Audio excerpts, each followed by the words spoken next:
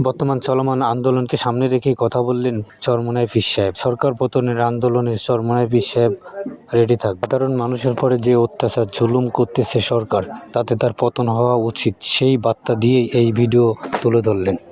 আজকে ধারাবাহিকতায় যে অন্যায়, অবিচার এবং জুলুম, হত্যাযোগ্য গণহত্যা চলছে, এর প্রতিবাদে বিএনপি সহ সর্বত্রই যে দাবি তুলেছেন, আমরাও এর সাথে একমত আছি এবং আমরা রাজনৈতিক দল সহ সবাই আমরা আলোচনা, পর্যালোচনা এবং তাদের সাথে যোগাযোগ সহ বিভিন্ন পর্যায়ে আমরা করে যাচ্ছি।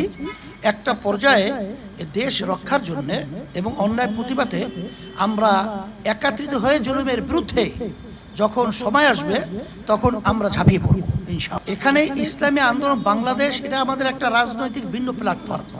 বিএনপি একটা প্ল্যাটফর্ম, সে তাদের প্ল্যাটফর্মে থেকে তারা দাবি করেছে, আমরাও আমাদের দাবি কিন্তু একই, কিন্তু এখানে সাথে না সাথে এরা সময়ের পরিপ্রেক্ষিতে আমরা সেই অবস্থা পরিষ্কার করবো ইনশাআল্লাহ।